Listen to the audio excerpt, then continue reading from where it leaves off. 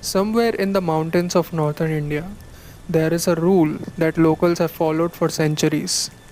Do not play music on the mountains. Do not wear bright colors. Do not make noises. And whatever you do, do not be beautiful.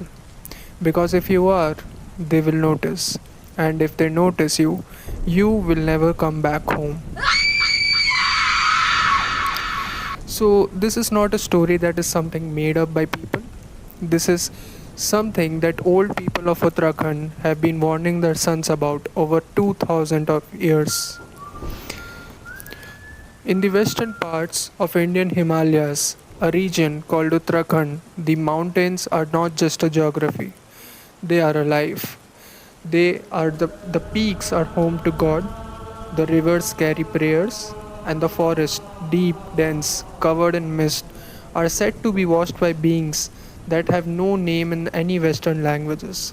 The closest word I could bring to you are fairies, but fairies is too soft of a word to describe them. The local call them Aanchariyas, as I told you. The most I could explain you are these are nine sisters, divine, invisible, and extraordinarily dangerous to the right kind of men. They are said to live on the nine ridges of the mountain called Khait Parvat. So if you could Google Khait Parvat, you could find images. A peak in TD Garhwal district that sits at over 10,000 feet above the sea level. The mountain also has another name, Pariyon ka Desh, which translates to the Land of Fairies. Trekkers who visit today are still handed a guide of set of rules before they begin their trek.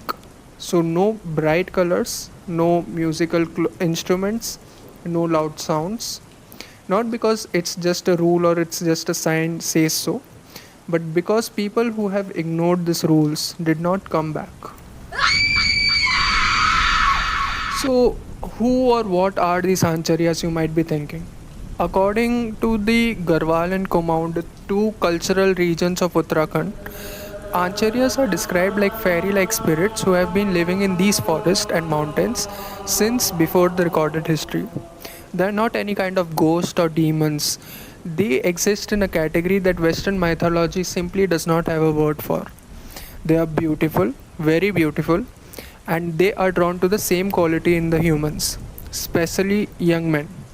Men who are talented, who are handsome, men who carry something rare, a gift, a voice, a grace that makes them stand out.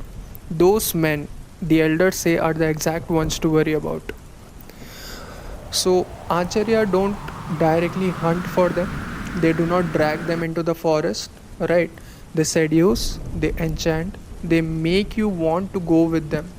And once you do so, once you cross their world, you are gone. Not dead exactly, just gone, unreachable. Like as if you have opened a door, on the other side, there is no handle on the other side. So the old stories say that sometimes year later people would still hear faint music coming from the high mountains. Music that sounded like someone they used to know. So let me give you an example story. A story that is connected to Aancharya's, one that has outlasted ever other. So it is the story of Jeetu Bagdwal. A famous Jeetu was a young man from the village Bhagodi, deep inside the Garhwal region. By every account in the song, in oral history that is still performed in Uttarakhand, he is a kind of man Aancharyas are drawn to. Young, kind, devoted to his family. And he played flute like no one else alive. His melodies were described as something that he didn't feel entirely human.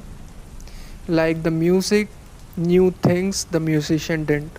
Villagers would stop their work, whatever they're doing, just to listen to him. And one day, Jeetu was traveling to his sister's home to bring her back to the family ceremony, a rice planting ritual called Ropai. So his mother specially warned him before leaving. She said, "Do not play your flute on the mountains."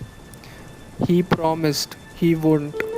But somewhere on the high trails of Khait Parvat, somewhere between 10,000 feet, surrounded by the mist, and in the forest, in the silence so deep it almost sounded of its own. G2 sat down to take some rest, and the next second, his mistake, he started playing the flute. What happened next depends on who tells the story.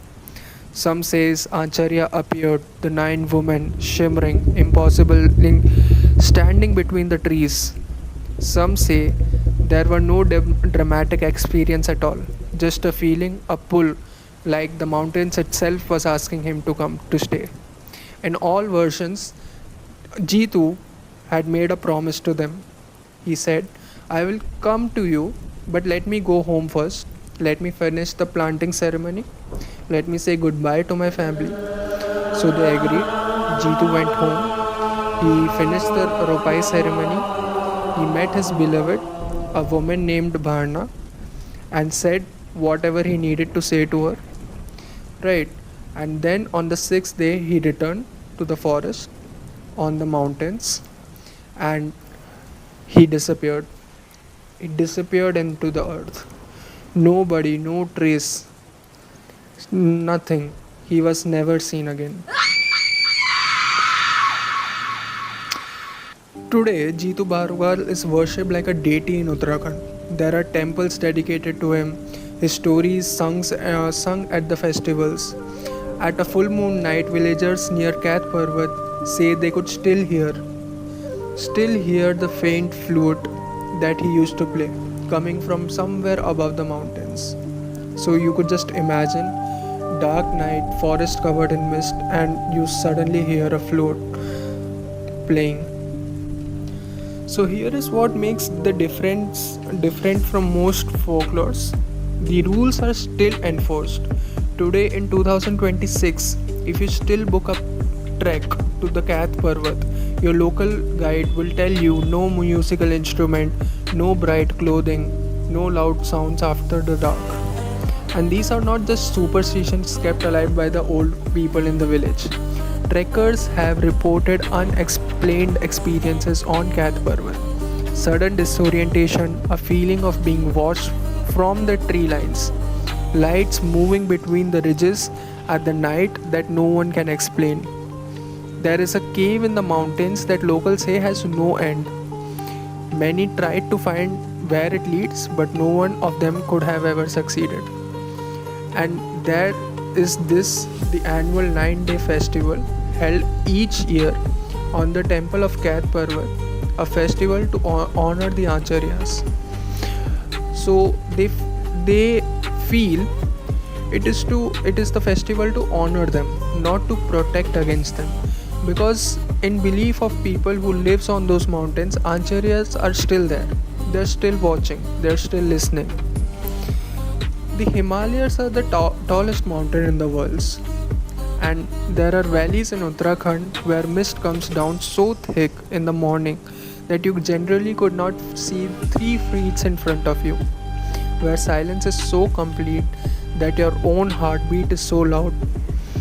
So where locals will look at you, a stranger, and say quietly without any drama, please do not play music near the high points of the mountain. Not as a warning for a tourist, as a reminder that Aanchariyas have been here longer than us. They will be here after all of us are gone.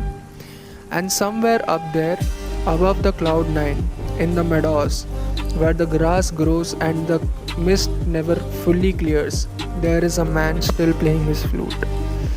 And he's happy. That's the most terrifying part.